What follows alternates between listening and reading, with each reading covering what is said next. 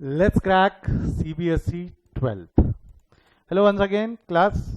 Myself, Krishnakant Modi. I am going to take your classes for the subject of accountancy for standard 12th CBSE. मैं मेरे बारे में कुछ चीज़ें बता दूं. I am teaching this subject since 2010 in the city of Nagpur. As well as अब तक के मेरे 5 कंसेक्यूटिव एग्जाम में से 18 ऐसे स्टूडेंट्स रहे जिन्होंने 100 आउट ऑफ 100 स्कोर किया when it comes to the subject. As well as 100 से ज़्यादा बच्चे ऐसे रहे जिन्होंने 90 या 90 अबव स्कोर किया है. आप मेरी क्लासेस को रेगुलरली लाइव देख सकते हो on a platform of Unacademy, जहाँ पे आपको क्या करना होगा, you have to buy an Unacademy subscription. Subscription के बेनिफिट्स क्या क्या होते हैं. जैसा सब्सक्रिप्शन आपको डाउनलोड करना है तो पहले एप्लीकेशन डाउनलोड कीजिए आइदर प्ले स्टोर या ऐप स्टोर से. बेनिफिट्स ऐसे है कि वहाँ पे रेगुलर लाइव क्लासेस होती है, स्ट्रक्चर कोर्स होता है, कोर्स डिफाइन होता है कि भाई जैसा यूट्यूब पे अगर हम ढूंढते तो हमको ढूंढना पड़ता है इसके बाद क्या लेक्चर होगा, इसके बाद क्या लेक्चर होगा. वहाँ पे स्ट्रक्चर्ड कोर्स रहता है, आपको बार बार ढूंढने की जरूरत नहीं है. टेस्ट होती है, live test in the form of MCQ quiz होता है. अनलिमिटेड एक्सेस है, ना कि सिर्फ मेरा बट की the top educators which are available on Unacademy platform. साथ ही साथ में कंप्रहेंसिव कोर्सेज के बारे में मैं बता चुका हूँ आपको. ये स्ट्रक्चर कोर्स होता है, बार बार हमको ढूंढना नहीं पड़ता है. ठीक है. अच्छा, यहाँ जैसा लाइव क्लासेस का अगर मैं एक बेनिफिट बताऊँ तो लाइव क्लासेस का बेनिफिट ये होता है आप डिसिप्लिन में रहते हो. आपको पता है कृष्णा सर इतने समय लाइव आएंगे, हमको जाना ही है, तो कभी भी बैकलॉग जमा नहीं होता है कि बाद में देख लेंगे, ऐसा नहीं होता है. आपको कोई भी काउंसलिंग, कोई भी डाउट अगर with respect to subject, syllabus, content अगर करना है तो आप टेलीग्राम चैनल पे हमारी टीम से बात कर सकते हो. हमारे प्लान्स कुछ इस तरीके से जाते हैं. 1 month, 3 months, 1 month, 3 month, 6 month, 12 month का प्लान है, जिसपे अगर आप स्पेशल डिस्काउंट कोड यूज़ करते हो तो आपको 10% का डिस्काउंट भी मिल जाएगा. ये आपको याद रखना है. ठीक है. अगर आप देखोगे तो मेरा रेगुलर बैच जो चलता है वो चलता है 6 महीने का, प्लस मैं 3 महीने का रिवीजन लेता हूँ. 3 महीने का. अगर आपको चाहिए कि सिर्फ रेगुलर बैच तो गो फॉर 6 मंथ सब्सक्रिप्शन. आपको रिवीजन चाहिए तो go for 12 month subscription, regular plus revision. वही स्पेशल डिस्काउंट कोड यूज़ करके यू कैन गेट 10% डिस्काउंट. आपको कोई भी डाउट, कोई भी क्वेरी है तो ये मेरा व्हाट्सएप नंबर है, ये मेरा पैरेलल यूट्यूब चैनल है, फेसबुक आईडी, इंस्टा आईडी, ये मेरा टेलीग्राम आईडी. आप जहाँ भी जैसा भी चाहे मुझसे कम्युनिकेट कर सकते हैं. मैंने व्हाट्सएप पे ग्रुप बना रखे, कुछ स्टूडेंट्स के ग्रुप बना रखे, जिसमें बॉयज़ ग्रुप अलग है, गर्ल्स ग्रुप अलग है, जहाँ पे हम डिस्कशन करते हैं चीज़ों को लेके कि कौन से क्वेश्चंस कैसे हैं. कुछ डाउट है तो आप ग्रुप में डालते हैं, बच्चे कम्युनिकेट, बच्चे एक दूसरे से डिस्कस करते हैं, और कहीं अगर आप ट्रैक से भटक रहे हो तो उस पर जवाब मैं देता हूँ. तो now let's crack today's topic. शुरू करते हैं, चलिए आइए शुरू करते हैं.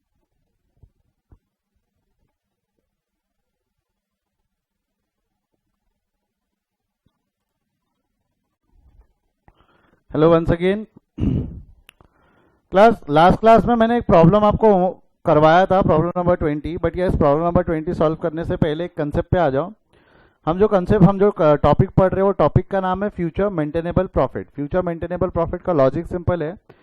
हमको फ्यूचर का प्रॉफिट निकालना है for calculation of goodwill. We want to calculate the goodwill which will going to be the profit which will be having in future, the profit which will having future. तो ऐसे profit निकालने के लिए जो past में की गए ऐसे एक्सपेंडिचर जो फ्यूचर में नहीं लगने वाले, that's point number 1. Expenses till now not payable in future. ऐसे खर्चे जो हमने अब तक पे किए बट अब पेएबल नहीं है, वो खर्चों की वजह से फायदा हो जाएगा, गेन ऐड.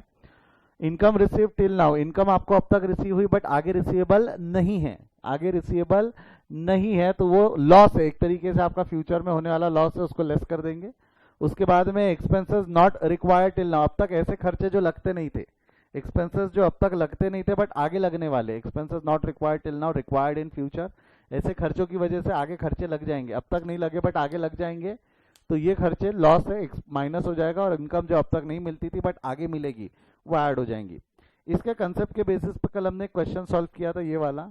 एक बार फटाफट रिकैप कर देता हूँ क्योंकि इस क्वेश्चन से मेरे को कुछ कंसेप्ट आपको समझाने हैं दोबारा, जो हमने कल नहीं पढ़े थे. वो कंसेप्ट हम पढ़ेंगे आगे, बट एक मिनट समझो. पहले तो सबसे पहले यहाँ ध्यान दो क्या दिया हुआ है. ABC limited had provided you with the following information. You are required to calculate the goodwill for 3 years of purchases. 3 साल के परचेज के लिए गुडविल निकालना है. प्रॉफिट्स दिए हुए थे ईयर 1 यानी ईयर 2000, 2001, 2, 3, 4, 5, जिसमें स्ट्राइक है 2001 में, तो स्ट्राइक वाला ईयर कंसिडर नहीं होता क्योंकि वो एबनॉर्मल ईयर है. स्ट्राइक उस साल हुई है, जरूरी नहीं है ये फ्यूचर में भी हो, तो उसको हम इररिलेवेंट ईयर मानते हुए हटा देंगे. तो हमारे लिए अब नीचे एडजस्टमेंट्स दी हुई है, और एडजस्टमेंट्स के लिए ईयर जो लेने हैं, ईयर कौन से लिए हमने, we have taken every year की 2000, 2002, 3, 4, 5. हमने कितने साल लेने हैं, सिर्फ 5 साल. कितने साल लेने हैं हमने यहाँ पे, 5 साल, तो ये 5 साल की अकाउंटिंग हमने की। 80,000 रुपये प्रॉफिट निकाला हमने, 80,000 रुपये, 1,20,000 रुपये, 4 लाख, 3,50,000 और 4 लाख, ऐसे हमने अलग अलग 6 साल के प्रॉफिट्स निकाल लिए। 6 साल के हमने यहाँ पे प्रॉफिट्स को कैलकुलेट कर लिया। अब इसके आगे क्या दिया हुआ है, इसके आगे हमने क्या करना है, in the year 2003 there has been excess profit for rupees 1 lakh due to sale of investment। Sale of investment में 2003 का एक्सेस प्रॉफिट है। एक्सेस प्रॉफिट है तो ये एक्सेस प्रॉफिट की वजह से क्या होगा, एक्सेस प्रॉफिट की वजह से क्या होगा, come on help me with that. उस साल प्रॉफिट ज्यादा हो गया, बट ये फ्यूचर में होने वाला है क्या, सेल ऑफ इन्वेस्टमेंट ये फ्यूचर में प्रॉफिट होने वाला नहीं है, तो प्रॉफिट का इफेक्ट हटाना है। तो 2003 में से 1 लाख रुपए हमने माइनस कर दिए थे, 2003 में से 1 लाख माइनस किया। Rent of rupees 10,000 paid till from 2002 till now, तो 2002 से लेके ये रेंट का इफेक्ट हटाया, is no longer required to pay, तो पे नहीं करेंगे तो रेंट बढ़ गया, रेंट का फायदा हो गया, 10,000 रुपये रेंट का फायदा ऐड कर दिया। ये वाला ध्यान देना, ये वाला ध्यान देना, 3 और 4 जरा ध्यान देना, आज उस पर हम डिस्कशन करेंगे। हमने क्या बोला, managerial remuneration till date is provided with 60,000 which in future will be provided at 1 lakh. अब तक हमने 60,000 पे दिया, अब तक हमने 60,000 पे दिया, आगे हम 1 लाख पे देंगे। अब तक हमने 60,000 पे दिया, आगे हम 1 लाख पे देंगे।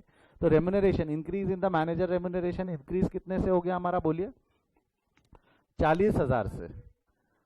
तो झगड़ा जो है वो 40,000 का है ना, कि जो 40,000 का खर्चा है जो अब तक नहीं लगता था, क्या बोल रहा हूं मैं, वापस बोलो, जो 40,000 का खर्चा है जो अब तक नहीं लगता था अब लगेगा, 40,000 का खर्चा जो अब तक नहीं लगता था अब लगेगा। तो expenses not paid till now payable in future, वो 40,000 का मैनेजियल रेम्यूनरेशन का खर्चा एडिशनल एक्सपेंडिचर हमको फ्यूचर में लगने वाला है। तो खर्चा फ्यूचर में लगेगा, उसके लिए मैंने आपको क्या बोला था, उसको हर साल से माइनस कर दो।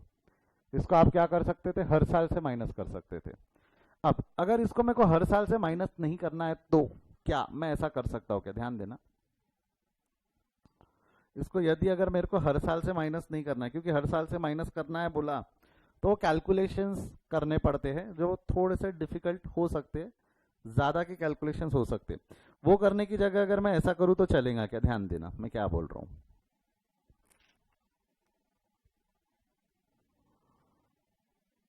ठीक है, ये स्टेप नंबर 1 है हमारा, जैसा ये है वैसा ही हमने वहां कॉपी पेस्ट किया, बेसिकली यहाँ का वहां कॉपी पेस्ट ही किया है जो।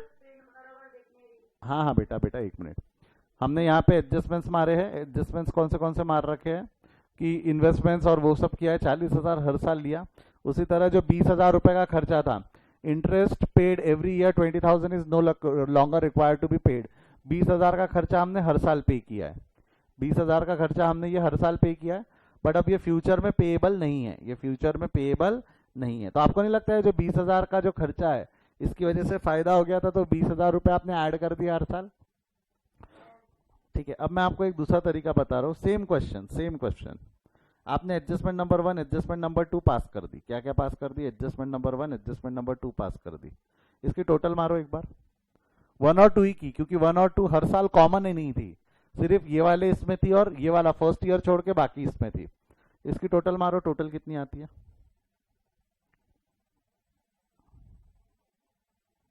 करो फटाफट टोटल मारो।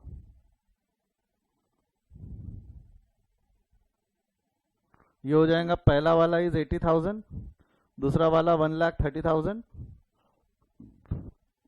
तीसरा वाला करो 4 लाख माइनस 1 लाख 3 प्लस 10, 3,10,000,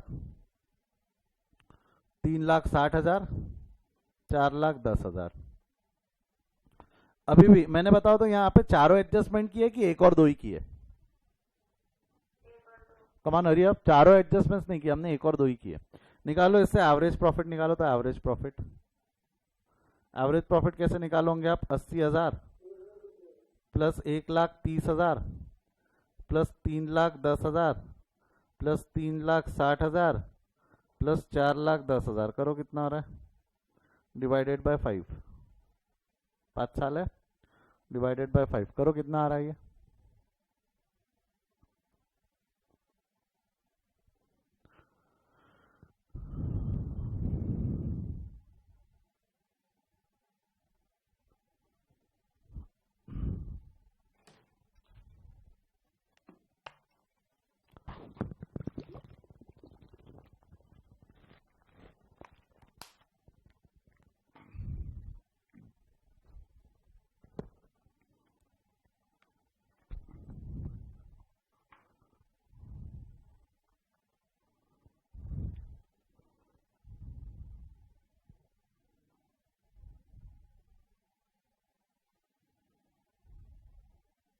कितना आ रहा है ये बोलिए?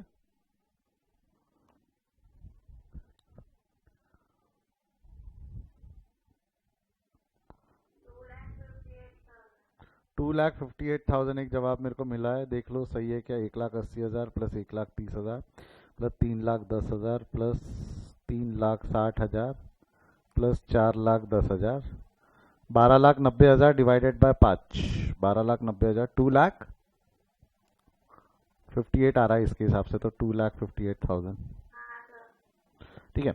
एवरेज आया 2,58,000। अब मेरे को एक चीज बताओ, यहाँ जब हमने एडजस्टमेंट किया था तो पूरे एडजस्टमेंट किए थे कि एक और दो ही किए थे? तो आपको नहीं लगता एडजस्टमेंट नंबर 3 और 4 अभी भी एक करनी बाकी है? एडजस्टमेंट नंबर 3 में क्या लिखा हुआ था? Managerial remuneration till date is provided at 60,000 which in future will be 1 lakh. जो अब तक 60,000 की थी, आगे 1 लाख की लगेंगी। तो एडिशन इन मैनेजरियल रेम्युनरेशन कितना है? एडिशन 40,000 रुपए का खर्चा जो अब तक नहीं लगता था, अब लगेगा। तो मेरे को बताओ, जो 40,000 का खर्चा अब तक नहीं लगता था, अब लगेगा। अब लगेगा तो उससे क्या होगा? खर्चा बढ़ गया, इंक्रीज इन एक्सपेंसेस है, यस और नो? तो ये लेस हो जाएगा। Third adjustment, increase in managerial remuneration कितना हो जाएगा? ये 1 लाख माइनस 60,000 करो। 1 लाख माइनस 60,000 कितने का खर्चा है? ये 40,000 का खर्चा लेस हो जाएगा। ठीक है, 40,000 का खर्चा हमने लेस कर देना है। अगला फोर्थ एडजस्टमेंट पढ़ो। इंटरेस्ट पेड एवरी ईयर इस 20,000 is no longer required to be paid. Interest जो आपने हर साल पे किया, वो आगे पे नहीं करना है। पे नहीं करना है तो सेविंग हो गई। Add interest saving. अच्छा, ऐड इंटरेस्ट सेविंग, इंटरेस्ट कितना बच गया आपका? 10,000। अच्छा, कई बच्चे आर्ग्यूमेंट कर सकते हैं कि सर 10,000 इंटू 5 क्यों नहीं किया? क्योंकि ये 5 साल है ना, हर साल का है, मतलब 10,000 इंटू 5 या 40,000 इंटू 5 करना चाहिए।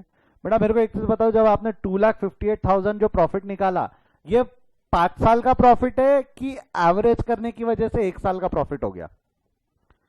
ये जो 2,58,000 का प्रॉफिट है, ये 5 साल का प्रॉफिट है कि एवरेज कर दिया तो 1 साल का प्रॉफिट बन गया? वो एक एक करके बोलो। मैंने गलत पढ़ा क्या? ओ ओ, हाँ हाँ हाँ, ये 20,000 है। ठीक है ठीक है, जो भी है, ये 20,000 है। और जो 2,58,000 है, उसको 20,000 इंटू 5 से माइनस करूं कि 20,000 ही चल जाएगा? ऐसा मत करो, एक काम करो, आंसर निकालो तो इसका। 258 माइनस 40 प्लस 80 करो, कितना आ रहा है?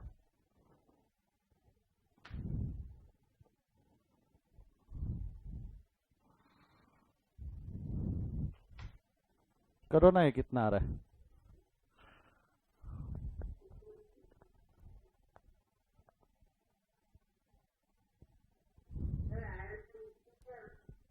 जी आवाज नहीं आई, क्या बोला आपने?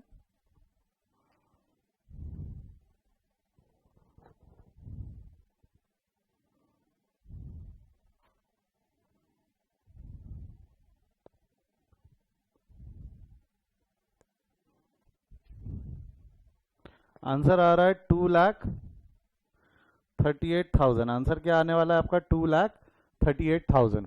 अच्छा, ये आपको नहीं लगता 2,38,000 ये वाला आंसर और 2,38,000 ये वाला आंसर, ये दोनों अलग अलग है कि सेम है? 2,38,000 ये और 2,38,000 वो, ये दोनों अलग अलग है कि सेम ही है?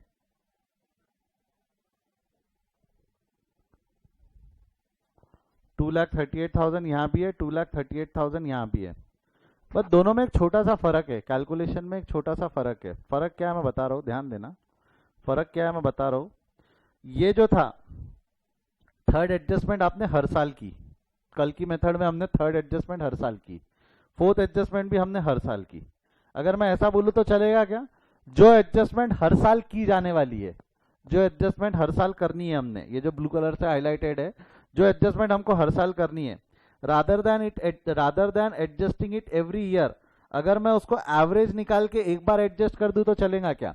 एवरेज निकाल के एक बार एडजस्ट कर दूं तो चलेगा क्या? Come on, right it in the chat column, yes और नो। जो एडजस्टमेंट मेरे को हर साल करनी है, हर साल करने की जगह अगर मैं एवरेज निकाल के एक बार एडजस्ट कर दूं तो चलेगा? यस और नो? प्रियांशु, अंजलि, अदिति, यस, इनके जवाब आ गए मेरे को। सौम्या, बाकी हर बार हर साल करने की जरूरत नहीं है, वो एडजस्टमेंट को आपने एवरेज निकाल के एक बार कर दिया तो भी चलता। अच्छा, इसमें कई बच्चे ये आर्ग्यूमेंट कर सकते हैं, कई बच्चों का ये बोलना हो सकता है, सर जब आप ये 40,000 माइनस कर रहे हो तो 40,000 इंटू 5 करो क्योंकि 5 साल है। 40,000 इंटू 5 करो क्योंकि 5 साल है। बेटा एक बात समझ, ये जो प्रॉफिट निकाला आपने 2,58,000 का प्रॉफिट निकाला, ये 5 साल का है कि 1 साल का एवरेज है? ये 5 साल का है, 258 5 लाख का है कि 5 लाख 5 साल का जोड़ के हमने 5 साल को जोड़ के डिवाइडेड बाय 5 कर दिया ना हमने? तो this will be of 5 year और ओनली 1 ईयर। एवरेज मतलब 1 साल का होता है ना, ये 1 साल का है ना। 258 will be the profit for total 5 year या 1 साल का?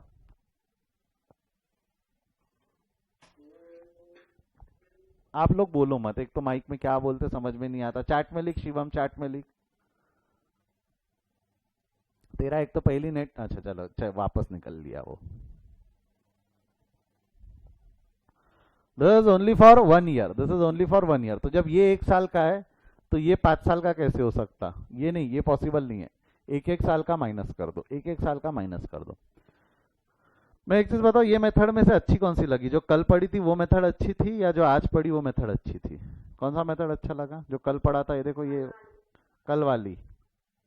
वोट करो, कितने लोगों को लगता है कल? तो कल चार्ट में लिखे कल, जिनको लगता है आज तो आज चार्ट में लिखिए आज। कल वाला मेथड अच्छा था, आज वाला मेथड अच्छा था। शिवम, एक तो तेरे इंटरनेट का प्रॉब्लम है, इंटरनेट के प्रॉब्लम होने की वजह से तू ऊपर से माइक में बोल रहा है। माइक में बोलने से बेहतर है कि चार्ट में लिख। 2 जन का बोलना है कल वाली, 2 जन का बोलना है आज वाली, 3 का बोलना है आज, 2 का बोलना है कल। मैं आपको बताऊं कि आज वाली मेथड ज़्यादा बेटर मुझे इसलिए भी लगती है, मैं कारण बताता। यहाँ कैलकुलेशन कम करना पड़ता, वाली मेथड में कैलकुलेशंस कम करने पड़ते। जो आज हमने पढ़ी ना, आज जो मेथड हमने पढ़ी ना, उसमें कैलकुलेशन कम करने पड़ते। ये देखो, यहाँ पे आपको हर साल 40,000 माइनस करना है, हर साल 20,000 ऐड करना है। तो आपको नहीं लगता 5 कैलकुलेशंस, 5 इंटू 2 यानी टोटल 10 कैलकुलेशंस यहाँ ज़्यादा करने पड़ते? वो कैलकुलेशन यहाँ पे आपको 5 बार नहीं करना है, 40,000 सिर्फ एक बार माइनस करना है, 20,000 सिर्फ एक बार ऐड करना है। तो ये कैलकुलेशन एक ही बार करना पड़ा, हर साल नहीं करना पड़ा। उसके अलावा बाकी कैलकुलेशन तो यहाँ भी है, वहाँ भी है। एवरेज तो यहाँ भी निकालना पड़ा, एवरेज तो यहाँ भी निकालना पड़ा। अगर आप कैलकुलेशन में समय बचाने के पॉइंट ऑफ व्यू से देखो तो ये वाला मेथड ज़्यादा बेहतर है, जिसमें समय बचता है, जिसमें समय बचता है। आगे क्या करेंगे सर वो आप पे छोड़ देते हैं, ठीक है? इट्स बेटर आप वो मुझ पे छोड़ दो कि क्या करना है। ये अगर लिखना है तो लिख लो फटाक से। अल्टरनेट, जो हमने कल सॉल्व किया उसका अल्टरनेटिव मेथड, जो हमने कल सॉल्व किया उसका अल्टरनेटिव मेथड। कम ऑन, थोड़ा फास्ट लिख लो। Alternative method to the problem which we have solved yesterday. हो जाए लिख के तो बताना।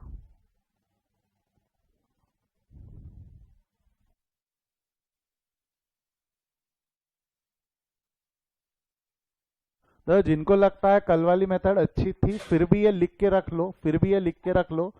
पता तो ना, गलती से चल के कल अगर हम कोई और बुक देख रहे हैं उसमें आपको सोल्यूशन याली मेथड से रहा तो आप बोलोगे यार ये तो कृष्णा सर ने पढ़ाया ही नहीं। मैंने दोनों मेथड पढ़ाई आपको।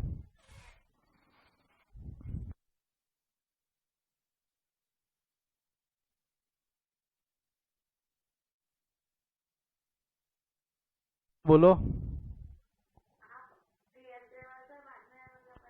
कराऊंगा कराऊंगा कराऊंगा कराऊंगा, डोंट वरी, वो भी करवाऊंगा।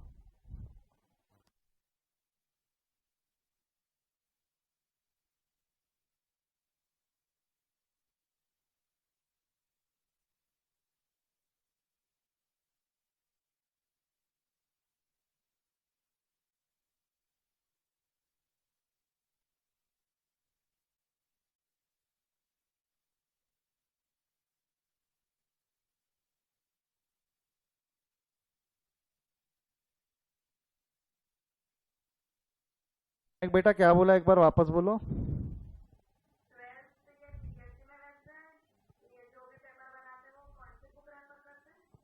वो खुद के क्वेश्चंस बनाते बेटा।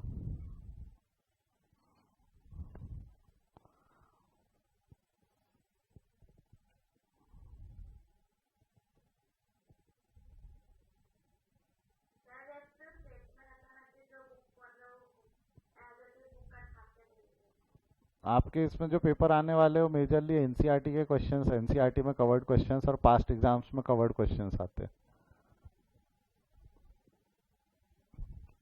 दे take NCERT as the base, उसके बाहर का नहीं आता। NCERT and past exams.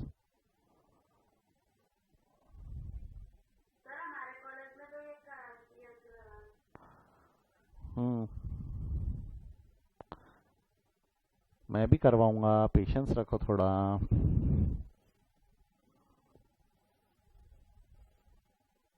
हो गया ये लिख के?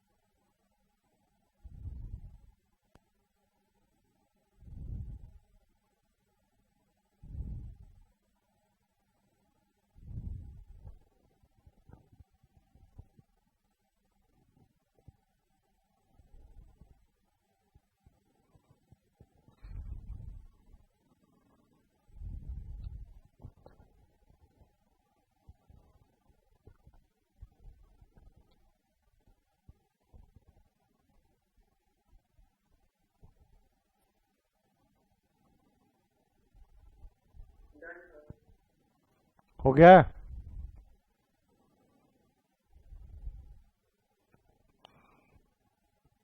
ये सेकंड पार्ट भी लिख लेना, उसमें से 258 में से -40,000 प्लस 20,000 इज 2,38,000।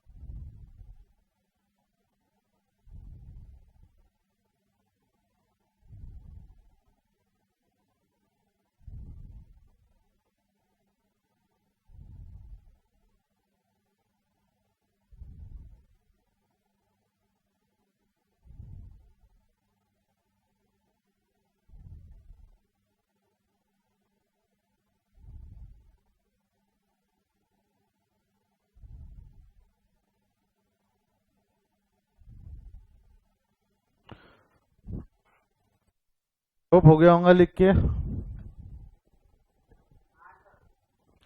मेरे एक चीज बताओ, अब जो आगे के क्वेश्चन है वो कौन से मेथड से सॉल्व करूं? हर एक से माइनस करूं कि एवरेज से माइनस करूं?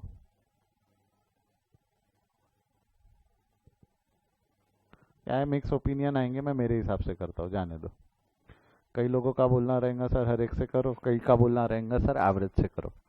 Let's come to the next problem, problem number 17। ये ध्यान देना, पट से बाउंसर जाएगा, ये समझ में ही नहीं आएगा कि क्या हो गया जिंदगी में, इसलिए सबसे दरखास्त है कि बोर्ड पे ध्यान दे सभी लोग। पढ़ रहा हूं मैं। A Limited proposed to purchase the business carried on by Messrs X and Company. Goodwill for this purpose is agreed to be valued at 3 years purchases. 3 साल के purchases के लिए goodwill का value करना है। For an weighted average profit of last 4 years, 4 साल का weighted average profit लेना है। Weight दिए हुए, the appropriate weight are to be 2007 का 1 है, 8-9 का 2 है, 9-10 का 3 है और 10-11 का 4 है, तो weights दिए हुए। The profit for these years are 2007-8 का 1,01,000 है, दो इसका 1,24,000, 1 लाख और 1,40,000। अब जरा ध्यान देना, on scrutiny of the account the following matters are revealed. क्या क्या मैटर रिवील्ड हुए? On 1 December 2009 a major repair was made in respect of the plant. Incurring 30,000 which was charge to revenue. एक मिनट पहले तो मेरे को एक चीज बताओ, ये चार्ज टू रेवेन्यू का मतलब क्या होता है? चार्ज टू रेवेन्यू का मतलब क्या होता है, कोई बता सकता है? 11th का कंसेप्ट है।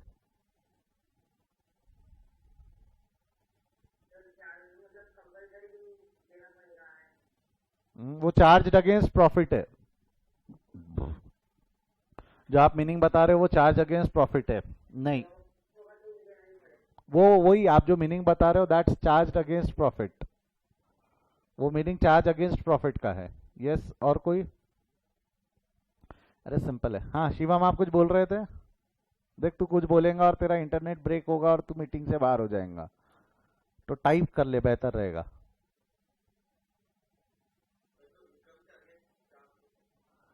जो इनकम के अगेंस्ट चार्ज होता है, you are right to some extent, right. अरे सिंपल है, ऑन 1st December 2009 क्या लिखा हुआ है? 1st December 2009 a major repair was made in respect of plant incurring 30,000। ठीक है, रिपेयर्स का खर्चा है 30,000 का। वर्डिंग से समझ में क्या आता है? रिपेयर्स का खर्चा है 30,000 का, which is charge to revenue. Charge to revenue मतलब हमने P&L में डाला है, प्रॉफिट एंड लॉस में। अगर आपको बचपन याद होगा तो बचपन में हम क्या क्या बनाते थे? फाइनल अकाउंट्स अगर आपने पढ़ा था तो फाइनल अकाउंट में बनता था, फाइनल अकाउंट में क्या क्या बनता था आपका? ट्रेडिंग अकाउंट बनता था, ट्रेडिंग, प्रॉफिट एंड लॉस और बैलेंस शीट। मतलब बताओ ट्रेडिंग अकाउंट और प्रॉफिट एंड लॉस में कौन से आइटम जाते थे? ट्रेडिंग और प्रॉफिट एंड लॉस में कौन से आइटम जाते थे? रेवेन्यू या कैपिटल? रेवेन्यू आइटम या कैपिटल आइटम? अच्छा, यहां क्या जाते थे? इनकम एक्सपेंस या asset liability? Trading and P&L में क्या जाते थे? इनकम एसेट एक्सपेंस या asset liability?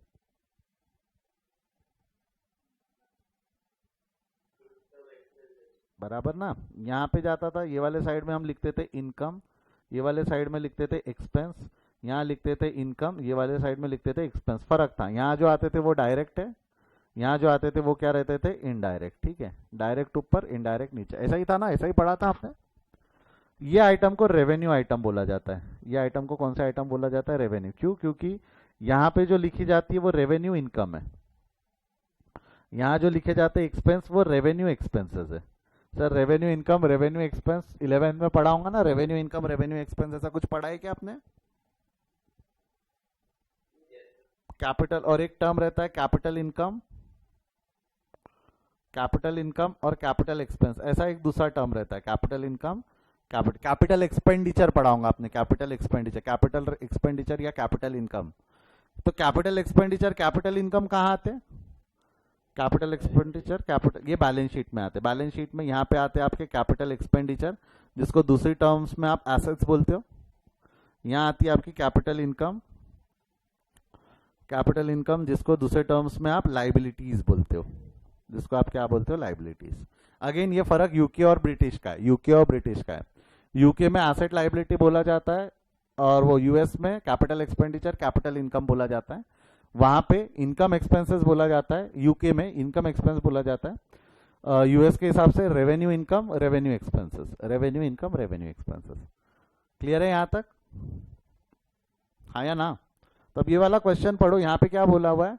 Repairs was made on plant ₹30,000 which was charge to revenue. मैं कहता हूँ which was charge to revenue मतलब इसको हमने बैलेंस शीट में लिखा है कि income and expense, profit and loss में लिखा है? इसको हमने बैलेंस शीट में लिखा है कि प्रॉफिट एंड लॉस में लिखा है? Come on, right it in the chat column. Balance sheet में लिखा है कि प्रॉफिट एंड लॉस में लिखा है? हमने कहा लिखा है उसको? इनकम एक्सपेंडिचर बोल रहे हो बेटा। चार्ज टू रेवेन्यू मतलब हमने कहा ले लिया है उसको? प्रॉफिट एंड लॉस में। कहा ले लिया? वॉज चार्ज टू रेवेन्यू ना, यहाँ चार्ज किया है। रेवेन्यू में मतलब चार्ज किया मतलब हमने ट्रेडिंग एंड P&L में लिया है। कहाँ लिया है उसको? Trading and P&L। मतलब रिपेयर्स चार्ज भी P&L में ही होने चाहिए था ना, रिपेयर्स को ट्रांसफर भी प्रॉफिट एंड लॉस में करना चाहिए था, यस और नो? रिपेयर्स को ट्रांसफर भी प्रॉफिट एंड लॉस में करना चाहिए था क्या? यस और no? Write it in the chat column. Repairs को ट्रांसफर भी क्या हमने प्रॉफिट एंड लॉस में करना चाहिए था? यस, क्योंकि वो रेवेन्यू आइटम है, प्रॉफिट एंड लॉस में जाता है, वो रेवेन्यू आइटम है, प्रॉफिट एंड लॉस में जाता है। बट आगे पढ़ना, the said sum is to be capitalized, wordings ध्यान देना, the said sum is agreed to be capitalized for the goodwill calculation. तो ये जो सेड सम है जो हमने P&L में डाला है, जो हमने प्रॉफिट एंड लॉस में डाला है, but this sum has to be capitalize. Capitalize करना है मतलब हमने P&L में नहीं डालना चाहिए था, हमने बैलेंस शीट में डालना चाहिए था। वो क्या बोल रहा है, ये गुडविल कैलकुलेशन के लिए जो रिपेयर्स का आपने खर्चा किया है ना, उसको P&L में मत डालो।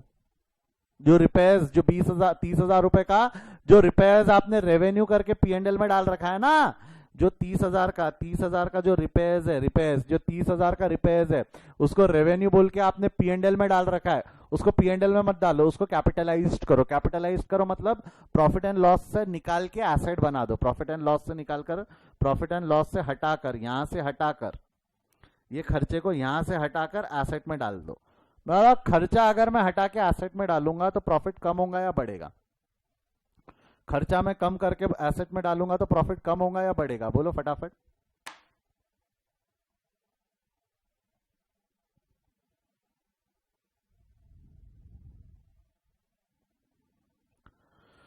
बढ़ेगा ऑफकोर्स। देखो एक मिनट, मैं वापस बोल रहा हूँ, जिन बच्चों को अब तक समझा ही नहीं कि सर ये जीवन में हो क्या गया हमारे, में वापस उनके लिए रिपीट कर रहा हूँ, ध्यान से पढ़ो। ऑन 31st, ये डेट को छोड़ दो अभी। A major repair was made on plant incurring 30,000 which was charge to revenue. Of course repairs का खर्चा जो है, रिपेयर का खर्चा इंस्टॉलेशन के बाद है, तो इंस्टॉलेशन के बाद के खर्चे प्रॉफिट एंड लॉस में जाने चाहिए थे, तो ये रिपेयर का खर्चा उन्होंने प्रॉफिट एंड लॉस में डाला है। डिप्रिसिएशन चैप्टर के वक्त पढ़ा होगा ना कि इंस्टॉलेशन के बाद के खर्चे कैपिटलाइज होते हैं कि इंस्टॉलेशन के बाद के खर्चे हम P&L अकाउंट में डालते हैं। इंस्टॉलेशन के बाद के खर्चे कैपिटलाइज नहीं होते। कैपिटलाइज नहीं होते मतलब वो कहाँ जाते? Trading and profit and loss account में। इंस्टॉलेशन के बाद के जो खर्चे है, जो 30,000 रुपए उसको प्रॉफिट एंड लॉस में डालना था, और इसने डाला भी। इस चार्ज टू रेवेन्यू मतलब he has transferred that to profit and loss, but the said sum is agreed to be capitalised. जो सेड सम है मतलब ये 30,000 है, this is agreed to be capitalise for goodwill calculation.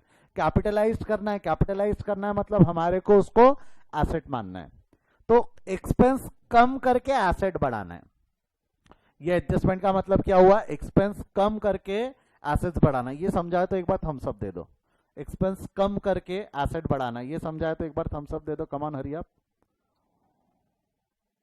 Shivam, Ishika, Sachin, सुचित, महक, Priyanshu, doubt है तो पूछो एक बार, डाउट है तो पूछो। शिवम बेटा समझाए क्या? ठीक है। इशिका आपने कुछ भी नहीं जवाब दिया। इशिका नहीं समझा? इशिका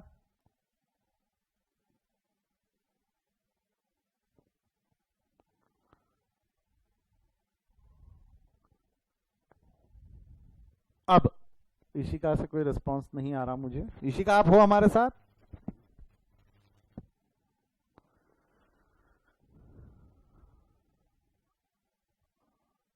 शायद वो हमारे बीच नहीं है, शायद, मुझे ऐसा लग रहा है। चलो, ये जो 30,000 रुपए है उसको हमने रेवेन्यू से हटा के यानी खर्चे कम करके एसेट बढ़ाना है। बताओ खर्चे कम करके एसेट बढ़ाओगे तो प्रॉफिट कम होगा या बढ़ेगा? बढ़ जाएगा। प्रॉफिट कम होगा या बढ़ेगा? ऑफकोर्स खर्चे कम होंगे, खर्चे कम होंगे, खर्चे कम होंगे, खर्चे कम होंगे तो प्रॉफिट बढ़ेगा। खर्चे कम होंगे तो प्रॉफिट बढ़ेगा। तो यहाँ पे जो ये मेजर रिपेयर्स है, ये जो 30,000 रुपए का रिपेयर्स है, ये 30,000 रुपए के जो रिपेयर है, एक मिनट, 30,000 के रुपए से हमारा खर्चा बढ़ जाएगा। हमारा खर्चा कम होगा तो प्रॉफिट बढ़ जाएगा। चलो आ जाओ, एक काम करो, पहले बना लो प्रॉब्लम नंबर, क्या है प्रॉब्लम नंबर?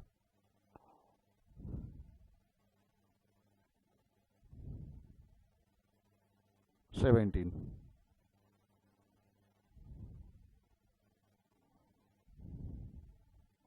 Problem number 17। ये प्रॉफिट हो गया, ईयर हो गए। ईयर कौन से थे? 2007-8, 2007-8, 2008-9, 2009-10, 2010-11। ठीक है। प्रॉफिट बोलो, प्रॉफिट क्या क्या है? 1,01,000, 1,24,000 लिख रहा हूं मैं यहाँ पे। 1,01,000, 1,24,000, 1,00,000 और 1,40,000। 1,00,000 और 1,40,000। ठीक है। अब मेरे को एक चीज बताओ,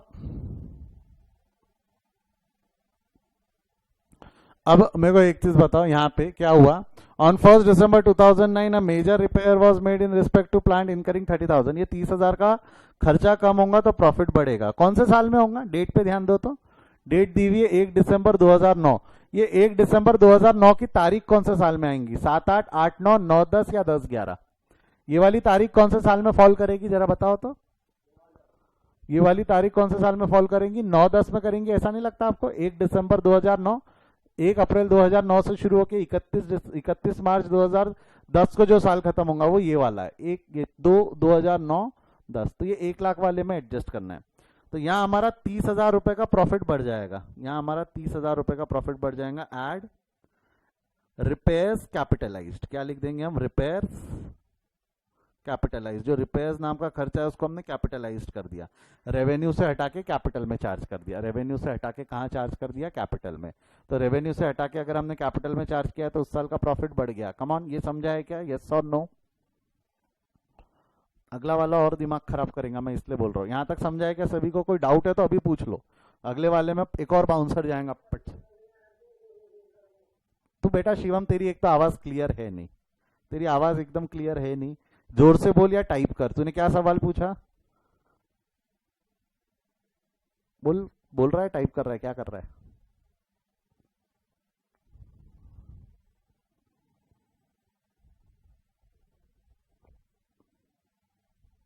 हाँ, 30,000 का प्लीज एक बार रिपीट कर दो, ध्यान दो। देखो मैं वापस रिपीट कर रहा हूं, मैं इसलिए बोल रहा हूँ, ध्यान से सुनो। कुछ कंसेप्ट 11th के लग रहे हैं यहाँ पे, इसलिए वर्डिंग्स वैसी होने की वजह से। यहाँ वर्डिंग्स क्या थी, a repair was made in respect to plants 30,000। मतलब रिपेयर नाम का खर्चा कहाँ ट्रांसफर होता है? एक मिनट, एक मिनट। एक्सपेंसेस कितने प्रकार के होते हैं, एक्सपेंसेस कितने प्रकार के होते हैं? बता सकता है कि एक्सपेंसेस कितने प्रकार के होते हैं? चलो चॉकलेट क्वेश्चन है। हाँ, तो प्रियांशु मेरे से पढ़ा, 2 मिनट शांत रहे। जो मुझसे नहीं पढ़े 11 एक्सपेंसेस 3 होते, वो तो मैंने बना दिया 3। कौन से 3 है?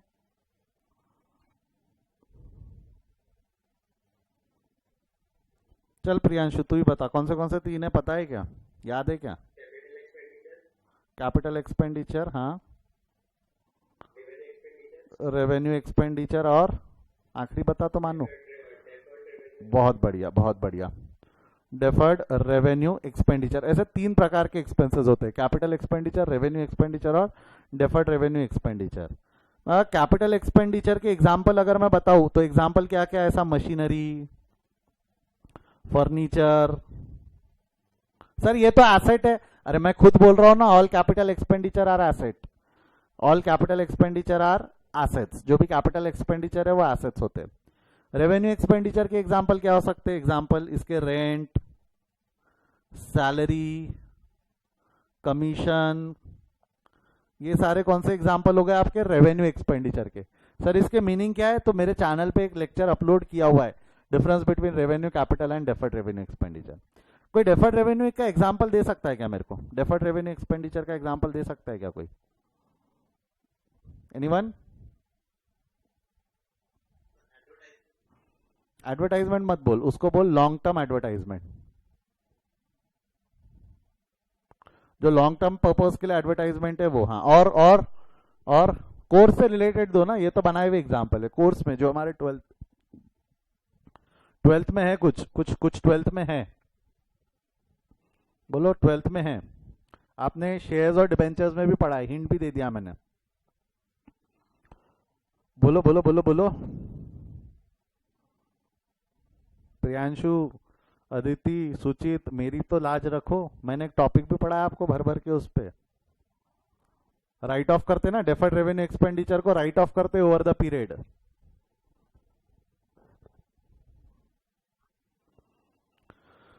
Loss on issue, loss on issue है, डिस्काउंट ऑन इशू है, ये सारे कौन से एक्सपेंडिचर थे? Deferred revenue expenditure. ये कौन से एक्सपेंडिचर है? डेफर्ड। डेफर्ड मतलब वो 1 साल का खर्चा नहीं है, खर्चा है बट 1 साल का नहीं है, 1 साल से ज्यादा का है।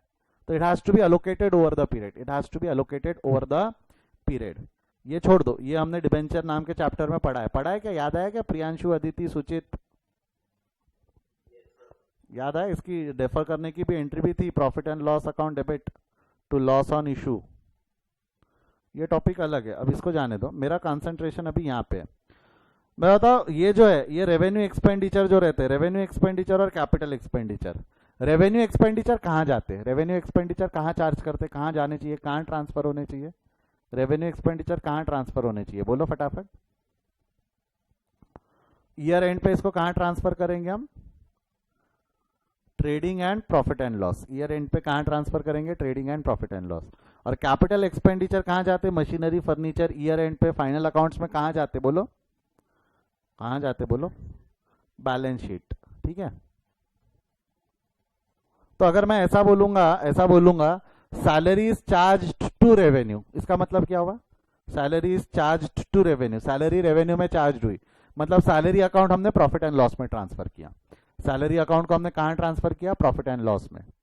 फर्नीचर इज कैपिटलाइज्ड बोला मैंने, फर्नीचर इज कैपिटलाइज्ड, इसका मतलब क्या हुआ, फर्नीचर इज कैपिटलाइज्ड। फर्नीचर को मैंने कहां ट्रांसफर किया, फर्नीचर को मैंने कहां ट्रांसफर किया, बैलेंस शीट। ये बोलने का तरीका है कि भाई salary is charge to revenue, मतलब salary account is transfer to profit and loss account.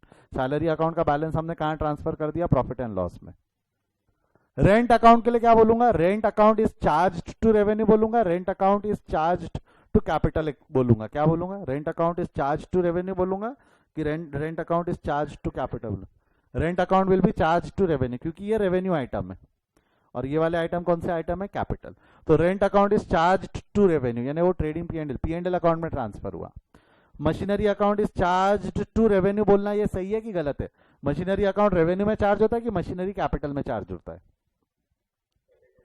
Capital में चार्ज होता है। ये कहाँ चार्ज होता है, कैपिटल में। ये बोलने का तरीका है, उस एक्सपेंडिचर को क्लासिफाई करते वक्त, लॉक करते वक्त, वो बोलने का तरीका है। बोलने का तरीका समझा क्या शिवम आपको, यस और नो,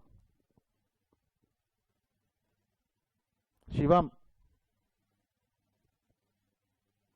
अब यहां पे क्या दिया हुआ है, on 1st December 2009 a major repair was made with respect to plant 30,000 which was charged to revenue, which was charged to revenue।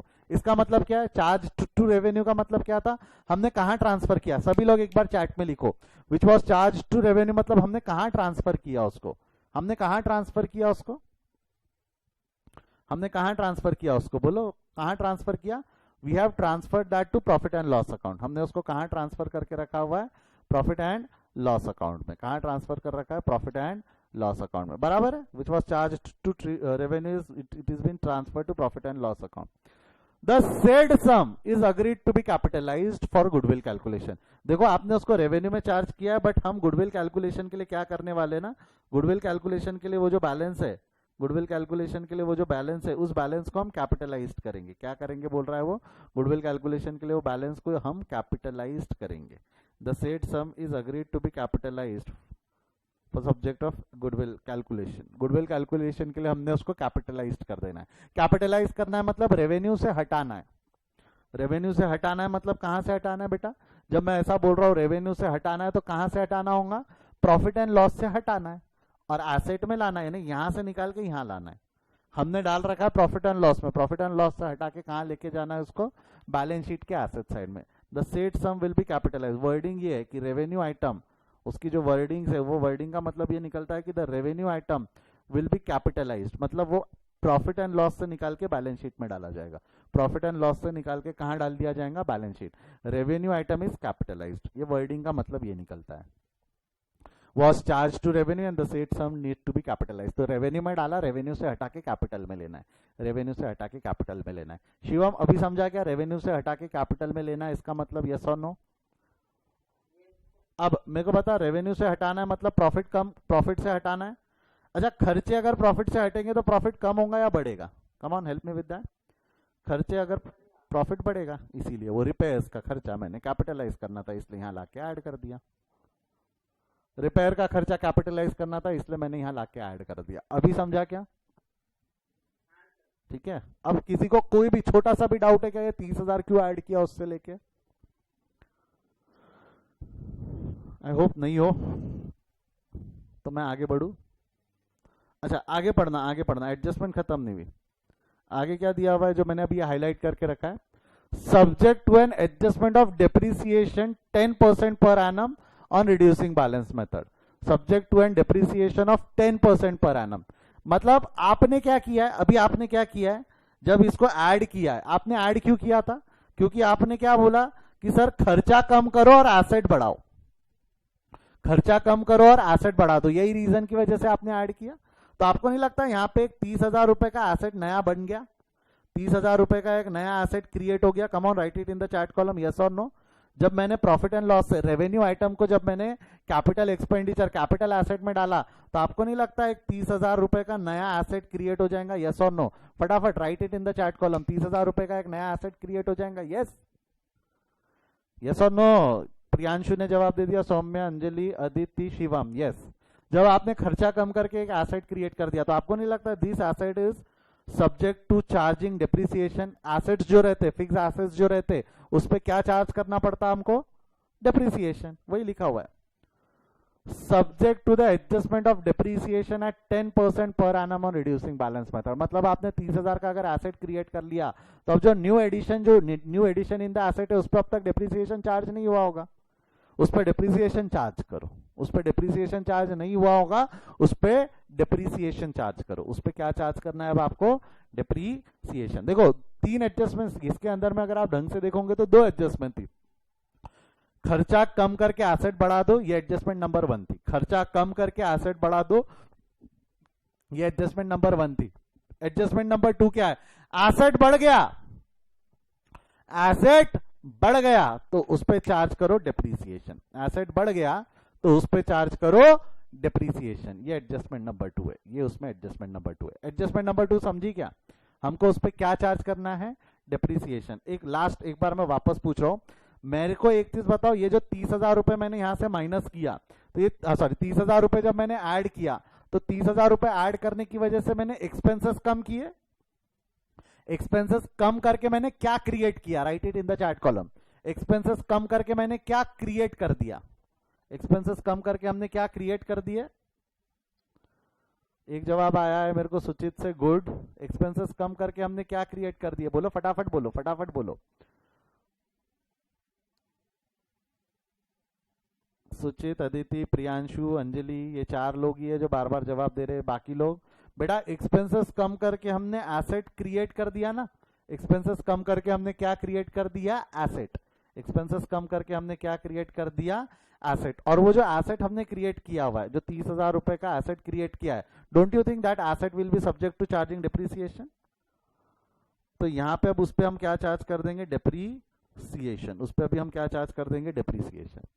अच्छा, डिप्रिसिएशन यहाँ चार्ज करेंगे। ये वाली एडजस्टमेंट हमने कब की थी? ऊपर डेट लिखी हुई है 1 दिसंबर 2009। मैं नीचे डेट लिख देता हूं, 1 दिसंबर 2009, 1 दिसंबर 2009। तो जब हम डिप्रिसिएशन चार्ज करेंगे ये वाले साल को, पता ये वाले साल में वो एसेट पूरे साल भर यूज हुआ कि सिर्फ 4 महीने यूज हुआ? जब हम यहाँ डिप्रिसिएशन चार्ज करेंगे तो ये वाले साल में वो एसेट पूरे साल भर यूज हुआ कि 4 महीने यूज हुआ? Come on, help me with that. 1 December 2009 को कैपिटलाइज किया ना, 1 दिसंबर 2009 को कैपिटलाइज किया। ईयर एंड कब आने वाला है? ईयर एंड ऊपर जाके देखना, 2009-10 है। ईयर एंड कब आने वाला है? बोलो फटाफट बोलो, ईयर एंड कब आएगा? चैट में लिखो, ईयर एंड कब आएगा? 31 दिसंबर ईयर एंड लेंगे कि 31 मार्च ईयर एंड लेंगे?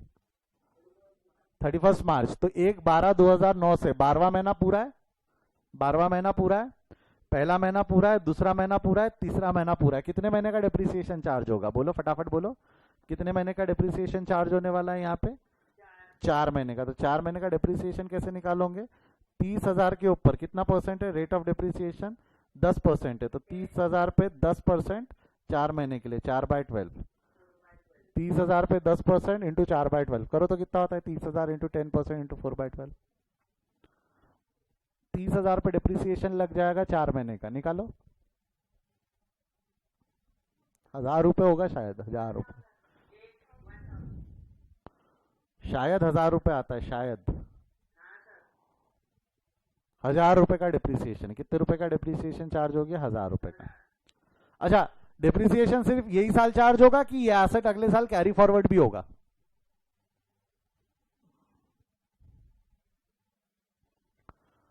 ये 30,000 का एसेट इस साल कैपिटलाइज हुआ, आपको नहीं लगता ये एसेट नेक्स्ट ईयर भी कैरी फॉरवर्ड होगा? यस और नो? तो नेक्स्ट ईयर भी डेप्रिसिएशन चार्ज होगा। नेक्स्ट ईयर भी डेप्रिसिएशन चार्ज होगा मतलब नेक्स्ट ईयर अब वो एसेट की बुक वैल्यू कितनी होंगी? नेक्स्ट ईयर वो एसेट की बुक वैल्यू, ध्यान से सुनना मैं क्या बोल रहा हूँ, एसेट की बुक वैल्यू विल बी 30,000। 30,000 है, जिसमें से 1,000 रुपए का डेप्रिसिएशन हम ऑलरेडी चार्ज कर चुके हैं। 30,000 में से 1,000 रुपए का डेप्रिसिएशन चार्ज कर दिए, तो जो बैलेंस बच गया, उसके ऊपर में 10% का डेप्रिसिएशन चार्ज करेंगे। करो, 1,000 रुपए पे डेप्रिसिएशन हम ऑलरेडी चार्ज कर दिया, तो बैलेंस बचा 29। सर आपने 1,000 क्यों माइनस किया? क्योंकि मेथड कौन सी है? फिक्स इंस्टॉलेशन मेथड है कि रिड्यूसिंग बैलेंस मेथड है? रिड्यूसिंग बैलेंस मेथड है, तो हर साल जो रिड्यूस्ड बैलेंस रहेगा उसका परसेंटेज रहेगा। WDV मेथड बोलते थे आप इसको बचपन में। जो रिड्यूस्ड बैलेंस रहेगा, जो रिटर्न डाउन वैल्यू रहेगा, उसका परसेंटेज रहेगा। तो उसका परसेंटेज निकालो, कितना होगा? 30,000 माइनस 1,000 इंटू 10%। कितना आना है? इसका आंसर कितना आ जाएगा बोलिए? 2,900। आंसर कितना हो जाएगा इसका? 2,900। ये समझा क्या? यस और नो?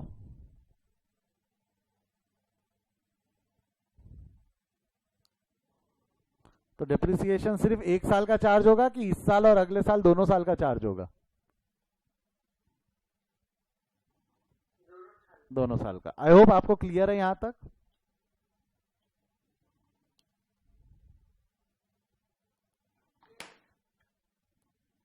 अब ध्यान देना, अगला है closing stock of the year 2008-9 was over valued bye 12,000। यहाँ आ जाओ एक मिनट, पहले एक बार इसको डाइजेस्ट कर लो, क्योंकि अगले वाले में और मजा आने वाली, जीवन में और मजा, आनंदित हो जाएगा जीवन।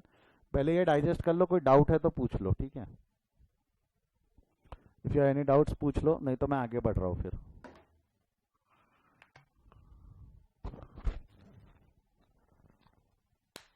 एक मिनट है, मैं आया।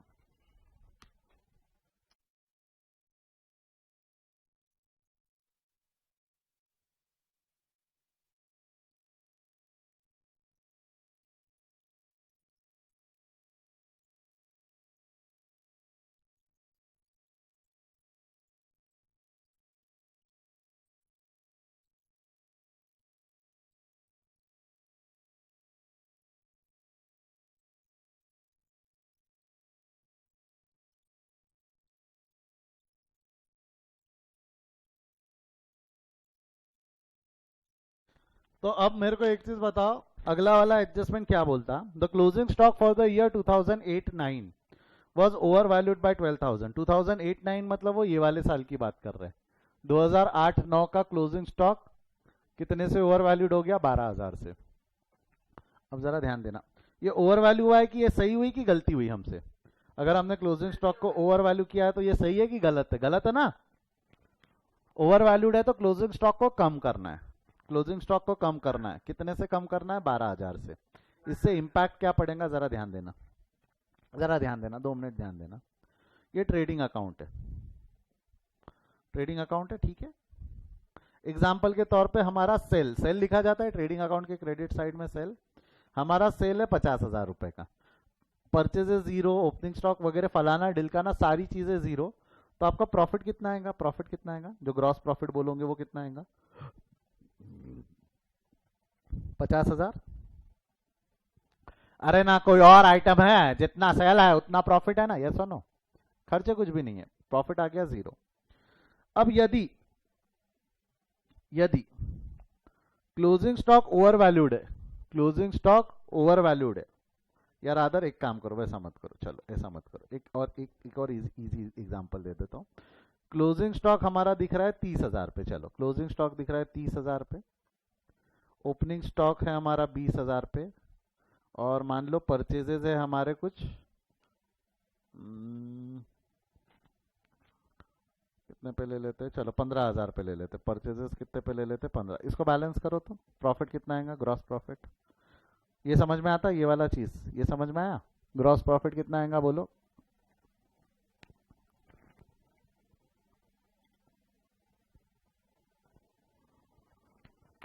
एक जवाब मेरे को 55,000 आ रहा है, सही है क्या? मेरे को गलत लग रहा है 55,000। 45,000 सही लग रहा मुझे। हाँ 55 नहीं आना चाहिए मेरे हिसाब से, शायद 45,000 आना चाहिए। 45। अब मेरे को एक चीज बताओ, यहाँ क्या बोला है कि closing stock is over valued bye 12,000। ये क्लोजिंग स्टॉक जो है ना, ये क्लोजिंग स्टॉक 12,000 से ज्यादा वैल्यूड हो गया। क्लोजिंग स्टॉक 12,000 से ज्यादा वैल्यू हो गया तो रेक्टिफाई करो। क्लोजिंग स्टॉक में 30,000 नहीं आना चाहिए, 12,000 से कम। 12,000 से कम यानी क्लोजिंग स्टॉक की वैल्यू 18 आनी चाहिए थी। हमने 30 लिखी, हमने 30 लिखी जो 12,000 से ओवर वैल्यूड है। बताओ क्लोजिंग स्टॉक की वैल्यू 30 नहीं है ना, ना ना ना ना ना, 12,000 से ज्यादा लिखा है इसमें। 12,000 से कम कर दो, क्लोजिंग स्टॉक को 12,000 से कम कर दो। अब जैसे ही आपने क्लोजिंग स्टॉक को 12,000 से कम किया, आपका प्रॉफिट 45,000 रहेगा कि चेंज हो जाएगा? कितना आएगा बोलो, प्रॉफिट कितना आएगा अभी? 18 प्लस 15 68 माइनस 20 माइनस 15 करो, कितना हो रहा है?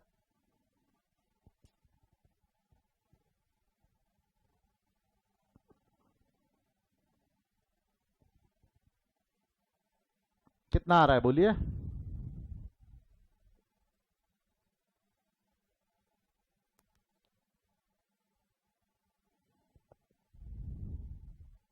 यस, कितना आ रहा है आंसर? 33,000। यस एग्जैक्टली, आंसर कितना आ गया? 33,000। तो मेरे को एक चीज बताओ, जब मैंने रेक्टिफिकेशन पास किया, जब मैंने रेक्टिफिकेशन पास किया तो प्रॉफिट ने बढ़ना है या प्रॉफिट ने कम हो जाना है? प्रॉफिट ने बढ़ना है कि प्रॉफिट ने कम हो जाना है? प्रॉफिट ने कम हो जाना है। तो जब हम रेक्टिफिकेशन पास करेंगे तो जो 2008 और 9 में गलती हुई है, गलती कब हुई है? ये 2008-9 में ओवर वैल्यूड हुआ है। तो 2008-9 में जब मैं रेक्टिफिकेशन पास करूंगा तो मेरे सवाल का जवाब दो, प्रॉफिट बढ़ना है कि प्रॉफिट ने कम हो जाना है? प्रॉफिट ने कम हो जाना है। प्रॉफिट ने कम हो जाना है मतलब जो ये 2008 और 9 है, 2008 और 9 में से लेस हो जाएगा, लेस। 2008 और 9 में से लेस हो जाएगा ओवर वैल्यूएशन ऑफ, हाँ एक minute, over valuation of closing stock के नाम से कितना लेस हो जाएगा? ये 12,000। Over valuation of closing stock, closing stock जो 12,000 से ओवर वैल्यू हो गया, जो क्लोजिंग स्टॉक 12,000 से ओवर वैल्यू हो गया, तो उसका रेक्टिफिकेशन करते वक्त हमने 12,000 से प्रॉफिट को कम कर देना है। 12,000 से प्रॉफिट को कम कर देना है। ये समझा है क्या? ये समझा है क्या? Come on, right it in the chat column, yes और नो। 12,000 से क्यों कम किया हमने? 12,000 से क्यों कम किया, ये समझा है क्या?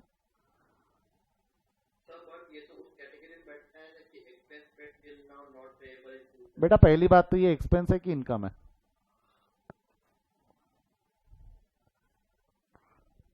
आप अगर उसमें बिठाना चाहते हो तो ये क्लोजिंग स्टॉक एक्सपेंस साइड में लिखा हुआ है कि इनकम साइड में लिखा हुआ है? ये वाला, ये वाला साइड एक्सपेंस साइड है, ये वाला साइड कौन सा साइड है? इनकम साइड है। तो ये वाली कौन सी कैटेगरी में बैठता है? इनकम। इनकम जो अब तक नहीं थी और आपने बुक रख करके रखी है ना, not in future. Income booked till now but not in future. Income book till now not in future, कहाँ गया देखो? इनकम बुक्ड टिल नाउ, देखो लिखा हुआ है इनकम रिसीव टिल नाउ। आपने इनकम बुक की है अब तक के, बट आगे से इनकम हटानी है। इनकम हटानी है तो लॉस है, लेस करेंगे। इनकम हटानी है, लॉस है तो लेस करेंगे, इसीलिए लेस किया। आई होप सुचित आपको आपके सवाल का जवाब मिल गया। ठीक है, आगे बढ़े यहां से।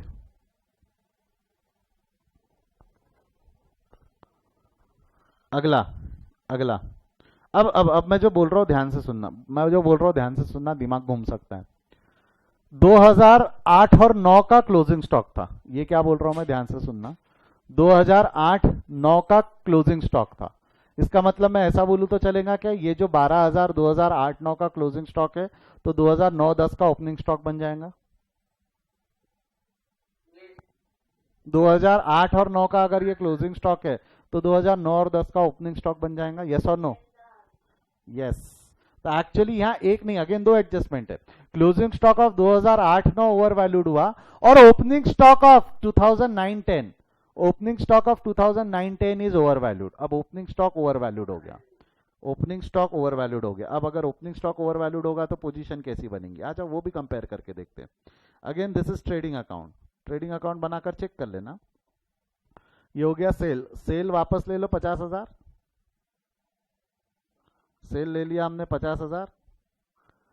ये ओपनिंग स्टॉक ले लो, चलो वैसा ही ले लो जैसा ये 20 था, क्लोजिंग स्टॉक था 30,000, परचेजेस हो गए आपके 15,000 और आपका ग्रॉस प्रॉफिट कितना आ जाएगा? 45,000।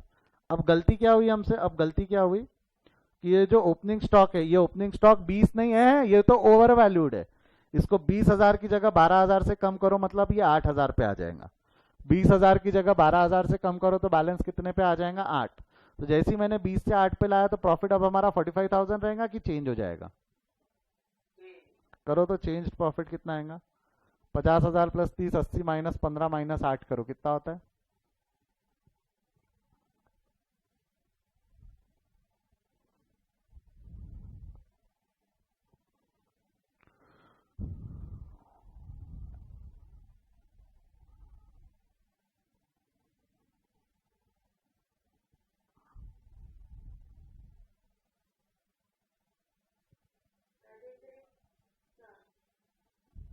कितना आया बेटा? बढ़ेगा, प्रॉफिट बढ़ेगा, कम नहीं होगा।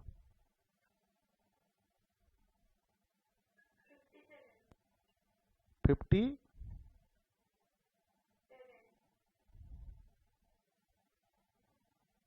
ये सही लग रहा, 57 सही लग रहा।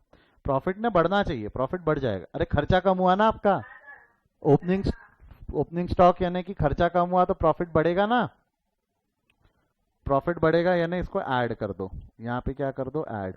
बट ऐड कौन से साल में करूँ, 8, 9 या 9, 10 में?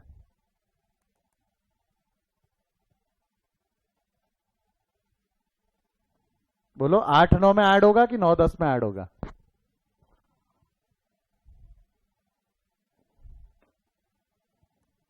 9, 10 में ऐड होगा। वाई 9, 10? क्योंकि भाया 2008, 9 का क्लोजिंग है तो 9, 10 का ओपनिंग है, तो 2009, 10 का ओपनिंग स्टॉक ओवर वैल्यूड हो गया। तो ओवर वैल्यू को रेक्टिफाई करोगे तो आपका प्रॉफिट बढ़ जाएगा, ओवर वैल्यू को रेक्टिफाई करोगे तो आपका प्रॉफिट बढ़ जाएगा। ये समझा क्या? ये एडजस्टमेंट समझी क्या? ये वाली सेकेंड एडजस्टमेंट में एक एडजस्टमेंट नहीं थी, दो थी। एक एडजस्टमेंट नहीं थी, दो थी। क्या क्या है? The closing stock of 2008-9 was over valued by 12,000। अगर 2008-9 का क्लोजिंग स्टॉक है तो 9-10 का ओपनिंग स्टॉक होगा। तो हमने दो एडजस्टमेंट की। Closing stock of 8-9 over valued था, ओवर वैल्यूएशन की वजह से इनकम ज्यादा थी, इनकम ज्यादा थी तो इनकम कम करनी थी तो less. Over valuation of opening stock हो गया, ओपनिंग स्टॉक का ओवर वैल्यूएशन मतलब एक्सपेंसेस ज्यादा थे, रेक्टिफाई करेंगे तो एक्सपेंसेस को कम करेंगे, एक्सपेंसेस कम होंगे तो प्रॉफिट बढ़ेगा, प्रॉफिट बढ़ेगा तो नेट प्रॉफिट, प्रॉफिट में ये ऐड हो जाएगा। ये प्रॉफिट बेस है ना, प्रॉफिट में ये ऐड हो जाएगा, ये ऐड हो जाएगा। लास्ट वाला तो इजी है, लास्ट वाला एडजस्टमेंट इजी है। क्या लिखा हुआ है? To cover the management cost of an annual charges of ₹24,000 should be made for the purpose of goodwill valuation. यानी हमको एडिशनल कॉस्ट ऑफ 24,000 फ्यूचर में लगने वाली है, दैट इज मैनेजर कॉस्ट। एक मैनेजर हमको रखना पड़ रहा है। सुचित का बोलना है कि सर जब आपने यहाँ ओपनिंग स्टॉक क्लोजिंग स्टॉक किया तो 10-11 में भी आएगा क्या?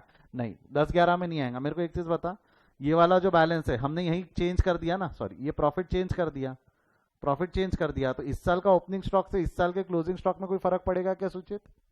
वहां वाले ओपनिंग स्टॉक से क्लोजिंग स्टॉक में कोई फर्क पड़ेगा क्या?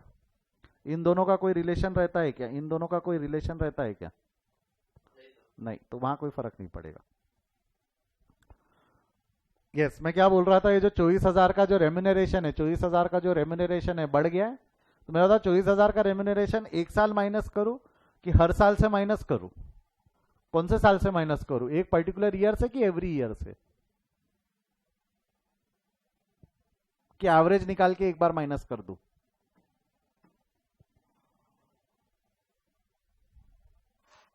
अरे बाबा, to cover the management cost of an annual charges of ₹24,000 should be made for the purpose of goodwill valuation।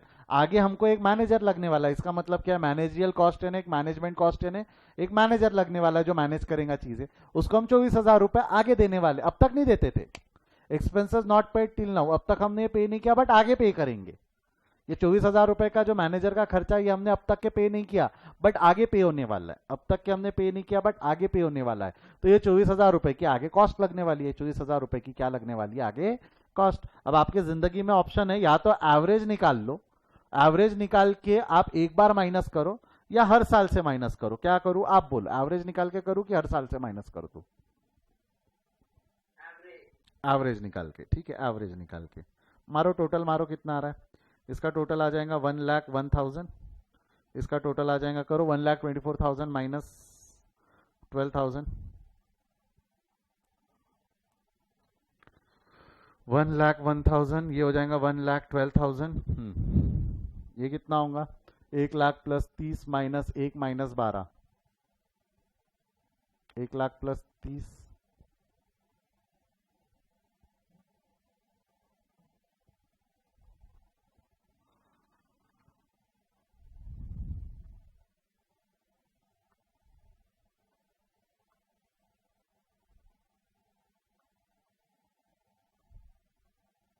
1,41,000, यही आया क्या? ये हो जाएगा 1,41,000। लास्ट वाला करो, 140 माइनस 2,900, 1,40,000 माइनस 2,900 कितना हो जाएगा? ये 1,37,100, 1,37,100, 1,37,100। अब इसमें क्वेश्चन में वेट देने बोला था, ये मत भूल जाना। क्वेश्चन में क्या देने बोला था? वेट। 1 2 3 4 के हिसाब से वेट देना है, तो वेट दे दो। वेट वेट कितना हो जाएगा? 1 2 3 4। तो प्रोडक्ट निकाल लो। अब इससे प्रोडक्ट कैसे निकालोगे? प्रोडक्ट मल्टीप्लाइड करो इसको, ये हो जाएगा 1,01,000। ये करो 1,12,000 into 2, 1,12,000 into 2, 22400, 1,41,000 into 3, 1,41,000 into 3, 423,000, 1,37,100 into 4,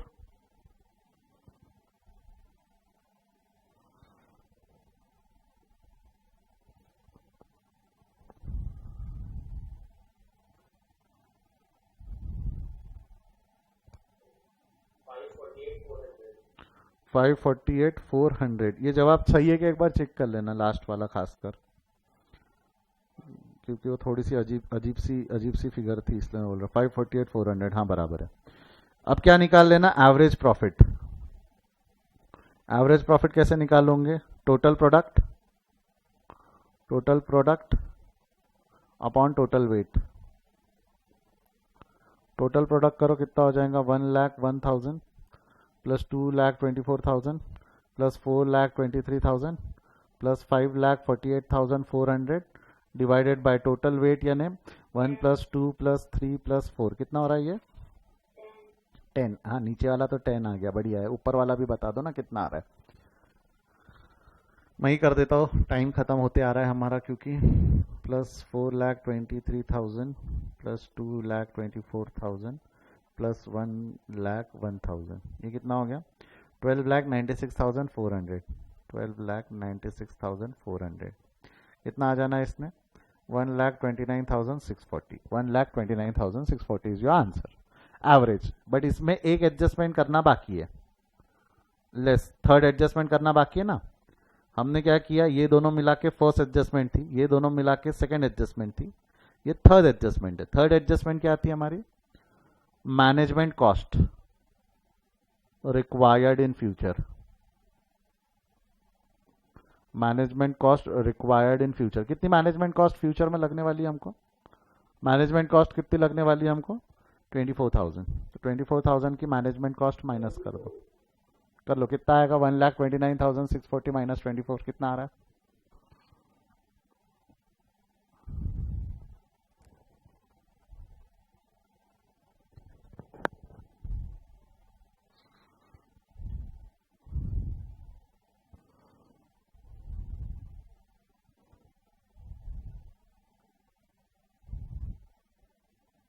कितना आ रहा है बोलिए? 1,05,640। now this will apply to step 2। step 2 क्या हो जाएगा? step 2 is goodwill। गुडविल का कैलकुलेशन क्या है? FMP into number of year of purchase. FMP आया आपका 1,05,640। Number of year of purchase निकालो। Number of year of purchase कितना दिया हुआ है ऊपर क्वेश्चन में? देखो मेरे ख्याल से for the goodwill purpose 3 years दिया हुआ है। वो देखो ये लिखा है, ये 3 ईयर्स है। ये दिखा क्या? 3 years. Goodwill is calculated for 3 years. तो इंटू 3 करो, कितना आ रहा है? 1,05,640 इंटू 3, नहीं, सुनाई नहीं दिया, वापस बोल क्या। 920, 3,16,920, that will be your goodwill. That's goodwill. That's goodwill. समझा क्या।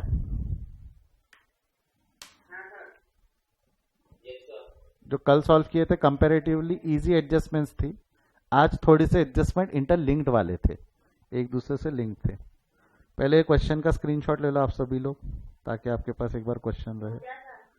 अब मेरे साथ मत लिखा करो, मेरे साथ मत लिखा करो। ये क्वेश्चन का स्क्रीनशॉट ले लो पहले फटाक से। जूम करोगे तो क्वेश्चन दिखेगा आपको घर पे आराम से। जब भेज दिया हो मैंने पीडीएफ,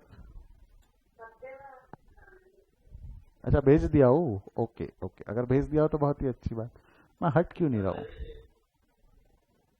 हाँ ये लो, ये अगर ले लिया होगा तो ये आंसर का स्क्रीनशॉट ले लो। फिर आंसर मेरे साथ तो नहीं लिखा ना, नहीं मेरे साथ लिखने वाले एग्जाम में फेल होते, याद रखना, ठीक है। सर आप बुआरी लगा रहे, अरे लॉजिकल है, जब मैं कंसेप्ट पढ़ा रहा हूँ आप लिख रहे हो तो एग्जाम में फेल ही हो जाओगे ना। अगर उस कंसेप्ट पे क्वेश्चन आया और आपको कंसेप्ट ही याद नहीं रहा तो।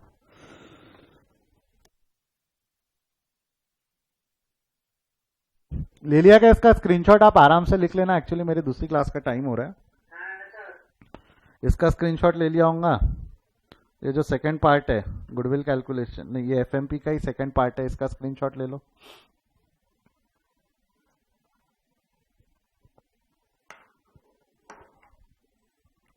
इसका स्क्रीनशॉट लेके हो गया होगा। तो ये गुडविल है, लास्ट स्टेप में गुडविल है, इसका स्क्रीनशॉट ले लो। जो लोग अभी बीच में से चले गए उनके मजे आने वाले, अभी बताता हूं मैं मजे क्यों आएंगे।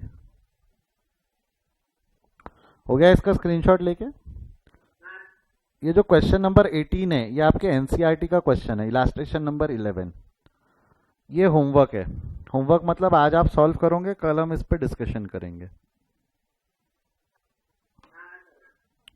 होमवर्क मतलब अभी आप सॉल्व करोगे और कल हम इस पे निर्णय डिस्कशन करेंगे। लिख लो इसका स्क्रीन, है आपके पास नोट्स में है, नहीं होगा तो स्क्रीनशॉट ले लो। जो घर पे रिकॉर्डेड लेक्चर्स देख रहे हैं स्क्रीनशॉट ले लेना। सेम कॉपी पेस्ट ही है, जो क्वेश्चन आज हमने सॉल्व किया वैसा ही है, थोड़े से फिगर्स में चेंजेस है, ठीक है। तो ये क्वेश्चन आप सबके लिए क्या है, होमवर्क है। आज यहीं रुकते हैं। मैं नोट्स नहीं भेजा आपके ग्रुप में, अभी भेज देता हूँ।